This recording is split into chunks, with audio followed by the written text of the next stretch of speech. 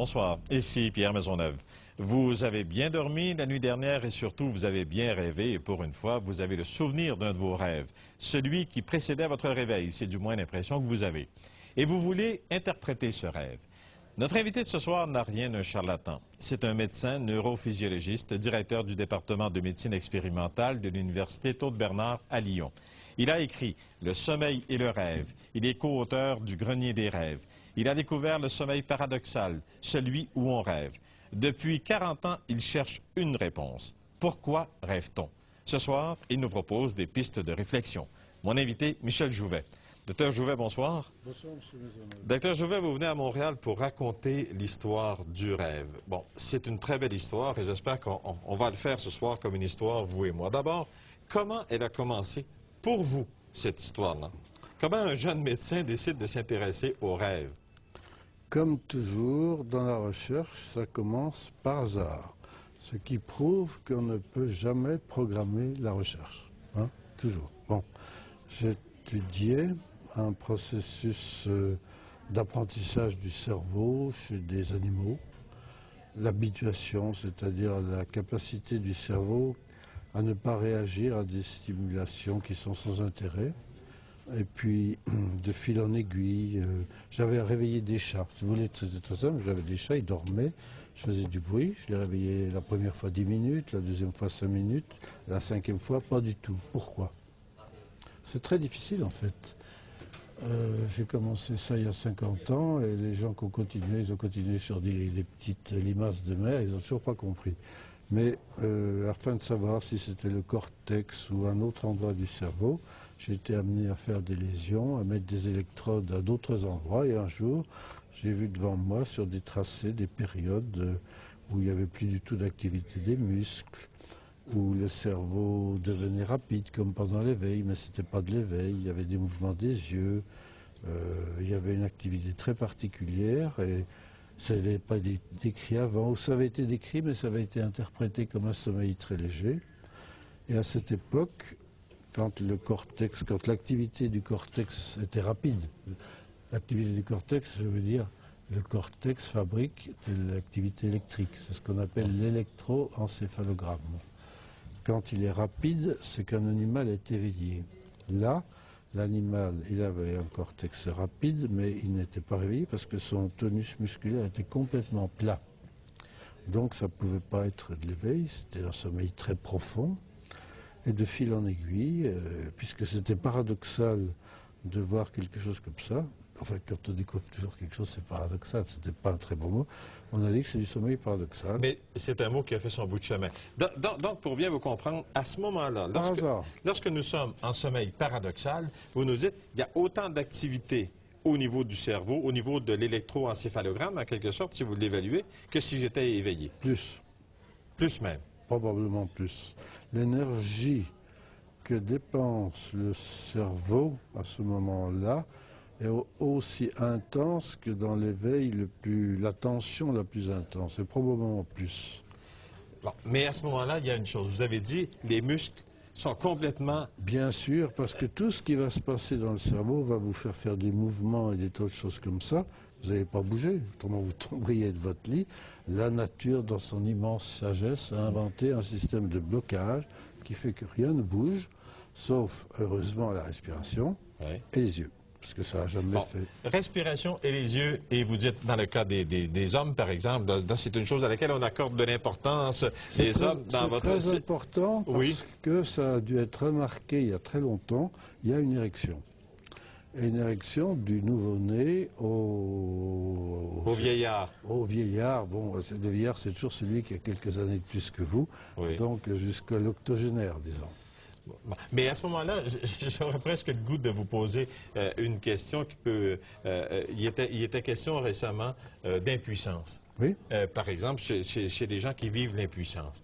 Est-ce qu'il y a des gens qui ont pu manifester de l'impuissance et qui, lorsqu'ils sont en train de rêver, vont vivre la même érection? Vous posez une question remarquablement intelligente, parce que c'est un bon moyen de dissocier deux types d'impuissance. On peut être impuissant parce que dans notre cerveau, l'image l'objet qui attire notre désir n'est pas en face de nous, la puissance psychologique, ou on peut être impuissant parce que le sang n'arrive pas suffisamment à l'endroit qu'il faut, parce qu'on est en train de boucher la bifurcation de son aorte.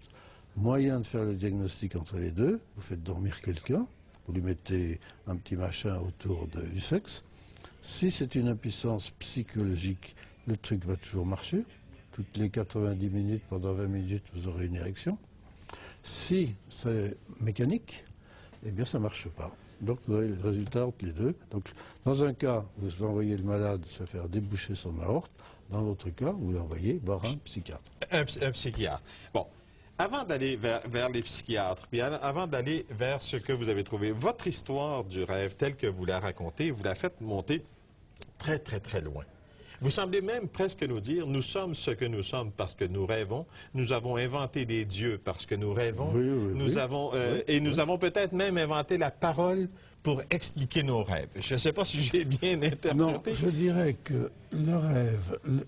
Mettez-vous à la place des gens qui vivaient il y a, mettons, 200 000 ans. Ouais. 200 000 ans dans le sud de la France, autour des grottes. Ils sont dans les grottes, ils rêvent qu'ils volent. Ce rêve de vol est partout, on le trouve partout dans toutes les civilisations. Ils racontent à leurs copains, cette nuit je suis parti, j'ai volé, j'ai quitté la grotte, j'ai rencontré des choses. Le type lui dit, mais non, mais t'es resté là, qu'est-ce que tu racontes? Les types font ça encore et encore et encore. Un jour, obligatoirement, et c'est arrivé toujours à l'aube de toutes les civilisations, quelle est la seule explication que vous pouvez trouver? Votre corps ne bouge pas. Vous êtes sûr que vous avez volé. Donc, notre corps est fabriqué de quelque chose de matériel qui dort, et il y a quelque chose d'autre qui quitte la tête, et qui va se promener, et qui va voir les dieux, les démons, qui va être capable d'aller en avance et de rêves prémonitoires, s'ils existent, et tout. D'où concept extraordinaire de l'esprit ou de l'âme. D'où la sépulture, d'où la religion, d'où le concept d'immortalité, d'où le concept que l'homme n'est pas comme l'animal, d'où le début de toutes les civilisations. Et tous les ethnologistes, tous les anthropologues qui ont étudié le début de toutes les civilisations trouvent toujours au début l'histoire que l'âme a quitte le dormeur pendant le rêve. Et il y a encore maintenant, par exemple, dans l'état du Nil, encore maintenant en Égypte, les fellahs se mettent un turban autour de la tête pour empêcher leur âme de quitter leur terre. Vous vouliez dire c'est presque un para-rêve en quelque sorte et non pas un paratonnerre? Oui, si vous voulez, on se protège. Oui, mais il y a même des endroits où il est strictement interdit ou malvenu de réveiller brusquement quelqu'un quand il dort parce qu'on a peur que son âme n'ait pas le temps de réintégrer le cerveau. Donc ça reste encore très prégnant, même si bien entendu on a d'autres explications. Puis puisque vous posez cette question, on est ici à Montréal, à 100 mètres d'ici, il y a une boutique où vous pouvez acheter ces magnifiques capteurs de rêve. Oui, les capteurs de rêve. Et oui, eh bien justement, c'est exactement la même idée, c'est que le rêve, c'est quelque chose qui va quitter votre tête, que vous allez pouvoir le prendre dans ses filets, et les bons rêves, les mauvais rêves et tout. Donc ça, c'est au début.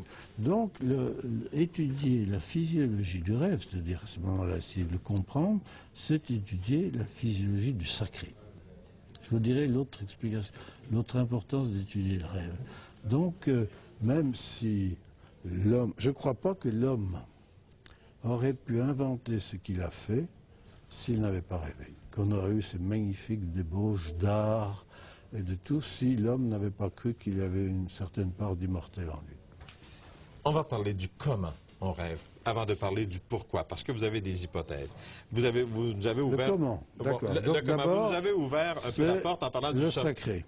Bon. On étudie, nous sommes les seuls physiologistes à étudier le sacré. C'est pas mal. À étudier le rêve. Et ce que mes étudiants disent, c'est une sacrée neurophysiologie. Oui, mais vous savez, il y a beaucoup de poètes qui ont étudié, non pas qui ont étudié, mais qui se sont inspirés Les poètes. Bon, parce qu'il y a deux sens au terme. Même avant l'émission, on parlait, vous et moi, il y a deux sens au terme de rêver. Il y a le rêve éveillé que l'on peut faire qui inspire les poètes. Oui, ça c'est le rêve a un terme un peu polysémique. Le rêve éveillé que j'ai actuellement, je peux fermer les yeux et me trouver, par exemple, avec Naomi Campbell, que j'aime bien. Elle est très belle. Mais ça, c'est un fantasme. C'est un fantasme. C'est pas du tout. Le rêve, au sens où le physiologiste l'étudie, c'est une machine qui marche périodiquement au cours du sommeil, qui apparaît dans l'évolution, à partir des oiseaux, par exemple, et puis dont on connaît mieux le comment que l'éveil. Vous dites à partir des oiseaux. Oui, parce qu'il faut, là aussi, quand on a découvert ce truc, on s'est aperçu tout de suite que le chat rêvait. Plus longtemps que nous, d'ailleurs, dites-vous. Plus longtemps que nous, parce que le chat, animal que je qualifierais de sacré, a la possibilité de devrait être nocturne, puisque normalement il mange des rats qui se baladent la nuit et tout, mais comme il vit avec l'homme, il profite de l'homme, et il a un rythme qui fait qu'il dort à peu près tout le temps, sauf entre 3h et 6h du matin. Dormant beaucoup, il rêve beaucoup. Bon, alors, d'où ma prochaine question.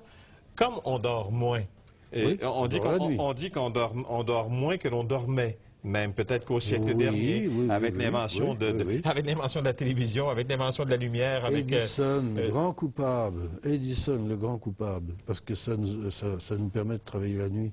Donc il nous a coupé une partie de nos rêves. Il nous a coupé une partie de nos rêves, il nous oblige à travailler la nuit, il a créé la civilisation industrielle, il oblige les travails postés, les 3-8 et tous les ennuis que ça entoure. On ne va pas se mettre à brûler Edison parce qu'il y a certains avantages. S'il n'y avait pas Edison, on ne serait pas là ni l'un de l'autre. Mais vous dites, parce que là, ça peut être surprenant, même si ça fait un bon bout de temps qu'on a une connaissance, je dirais, de cet organigramme du sommeil, non? Vous dites, on rêve, on n'a pas conscience de rêver 4 fois, par exemple, sur un sommeil, de rêver à tous les 90 minutes. Non. Et donc, et on rêve beaucoup. C'est les physiologistes qui le voient. Ils enregistrent les gens, vous la mettez sur la tête, vous regardez l'électroencéphalogramme. Bon, on se couche maintenant. Mettons, on va se coucher à 10h. Le premier rêve devrait arriver à minuit et demi, 90 minutes après. On se couche à 10h. Je me trompe, 11h30. 11h30, voilà, oui. Vous m'avez coupé une partie de mon rêve. C'est mon décalage horaire. Hein. Bon, donc le premier rêve aura lieu à 11h30. Le premier est mal fichu, il dure 10 minutes, il n'est pas très bon.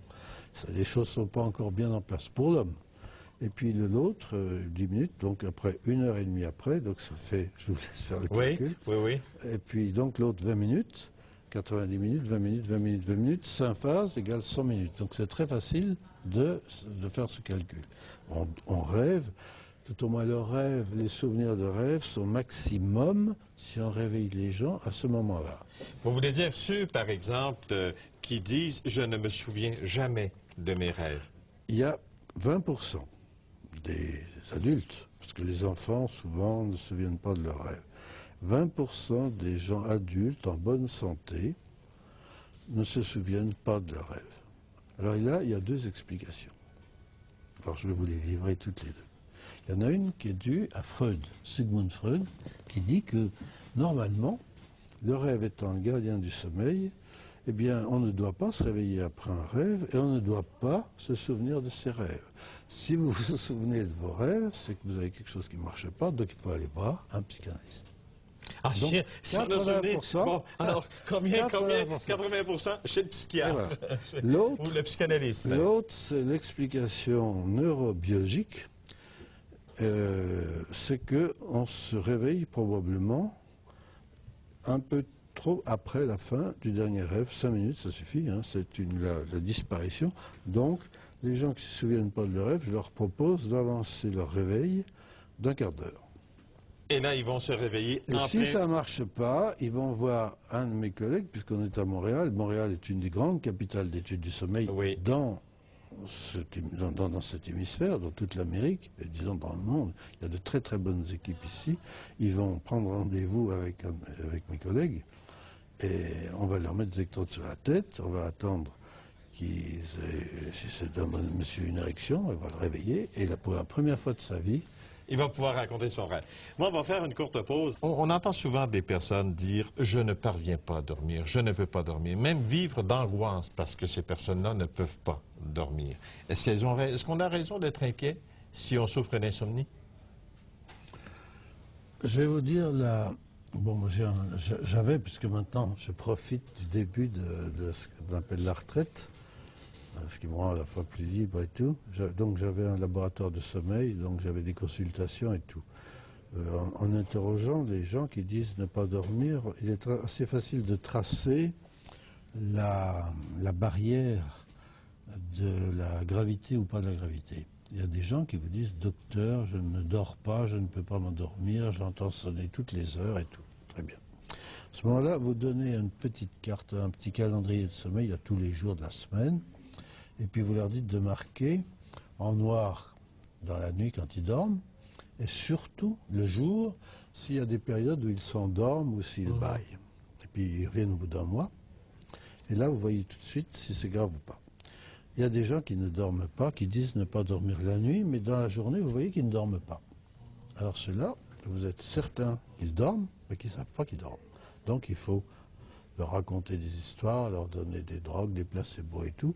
Il y a des gens qui ne savent pas qu'ils dorment. C'est ce que j'avais appelé l'hypnagnosie, agnosie du sommeil. On peut les guérir en les enregistrant. Et on leur montre très bien qu'ils dorment. Bon, on peut savoir une personne qui serait totalement privée de sommeil peut en mourir.